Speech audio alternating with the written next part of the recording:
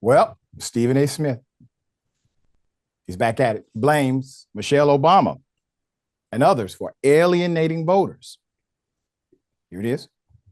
Michelle Obama giving a speech in Kalamazoo where she skillfully and brilliantly detailed reproductive rights. Wasn't talking about abortion. She was talking about reproductive rights for women.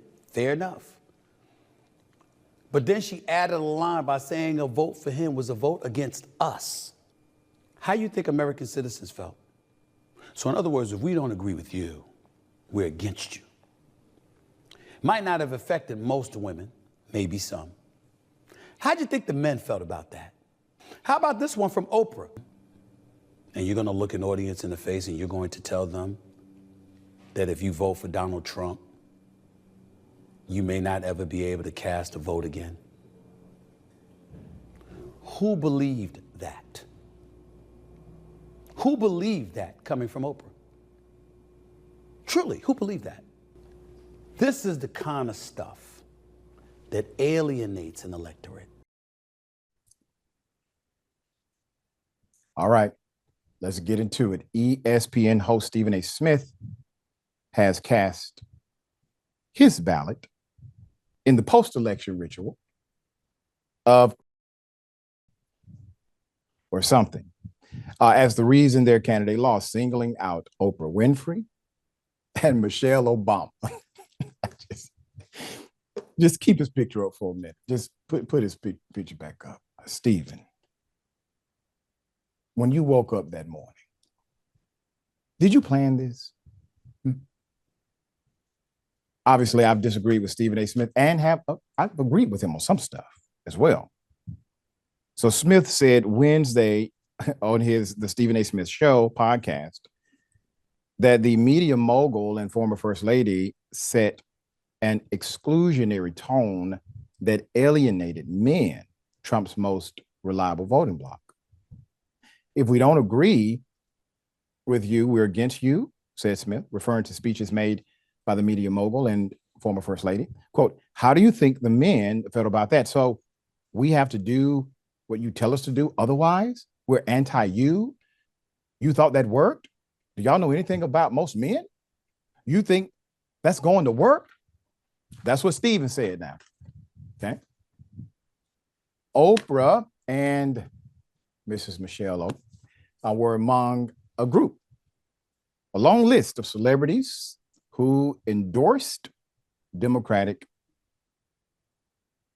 presidential nominee, Vice President Kamala Harris. She had the country's most popular entertainers, from Beyonce to Taylor Swift, most famous athlete, LeBron James, and two of its most iconic actors, George Clooney and Harrison Ford. On her side, stars past, Madonna, Bruce Springsteen, present, Lizzo and others, all pledged support for Harris. But collectively, they were all preaching to the choir, said Seth Abramovich, senior writer at The Hollywood Reporter. Quote, Oprah, Katy Perry, Beyonce, Lady Gaga, Madonna, Ariana Grande, these are artists whose audience, Black, female, liberal, queer, were already inclined to vote for Kamala. He told The Guardian, Swift, popular with country music and pop fans alike, would seem to be an exception, but her influence was negligible with two demographics that shifted significantly to Trump. Now, I actually disagree with the reporter here. A smart person, but I disagree with him. Number one, those audiences and the entertainer per audience is not about persuading them on the policy. It's about persuading them on the participation, okay? So that is why you have the context of a Beyonce, the context of others, Oprah, et cetera. Number two, Swift, as popular as she was, the polarization was too extreme. That is something that's more powerful than any person. So the polarization, I think, was miscalculated here. And that's why the vice president decided to campaign with a conservative who endorsed her. That may not have been a great strategy. Would it have changed the outcome of the election? I doubt it. But it did not give the boost and the crossover that people assumed that it would in some political circles. Now, meanwhile, here's how Stephen A. Smith put it on Sean Hannity's show. And you were very gracious, by the way, privately. We have our own conversations, and you said that to me, and I'll live with it. And I've had elections that I really wanted my side to win that they lost. And you know what, Stephen A., I go on, and I plow through, and I do my job. There's not going to be retribution. None of the hosts of The View are going to be taken off. I used to go on that show. They wouldn't even they wouldn't accept a conversation with me at this point. Isn't that pretty pathetic? Because I used to like Whoopi Goldberg. Joyless Behar, well, listen, she's a little, yeah. I would ask that you don't look at the show. What you should look at is the ideological tilt that has taken place in our country. We've gotten to a point where, God forbid, somebody has a difference of opinion and a different form of ideology, then you're damn near the Antichrist. And that's not what makes this country great. Okay, now let's go ahead and contextualize it properly. You call out Michelle Lowe, you call out Oprah. Now I get some of your, I guess, frustration, right? But President Obama said something against Black men and their voting habits way more offensive than the former First Lady. And also Oprah Winfrey, I mean, I agree with her. It's a possibility based not only on rhetoric, but on proclamation that Donald Trump will seek a dictatorship style of governing. He already tried it. But the people who literally are attacking individuals due to a difference of opinion, you had no words for. The pundits who support those violent individuals, you are a guest on his show. Something not adding up there, brother. I invite you to the bullpen. All right, Ben, thoughts? Yeah, Stephen A. Smith is, I think, wrong more often than he's right. I see his point here. I don't exactly agree, but it's hard to disagree because we lost, and we lost pretty bad. And so I think it's good to take any feedback that might be helpful in course correcting. And so I agree with you, Doc, or as I like to call you now, DRC. I agree with you in the fact that it's a different set of circumstances. Maybe during a normal election, you should be able to say, here's what we fight for, here's what we hope you will come to see, and we ask for your vote. And an election where somebody tried an insurrection, did not deliver a peaceful transfer of power, said he wouldn't, still denies the election, and has fascist tendencies, that it's something you want to more starkly talk about. That's why Dick Cheney, like you said, and Liz Cheney came on board and endorsed Kamala and campaigned with her, is a unique set of circumstances. But clearly it didn't work. And so maybe in retrospect, he's right in that it would have been better to say, we ask that you vote for us.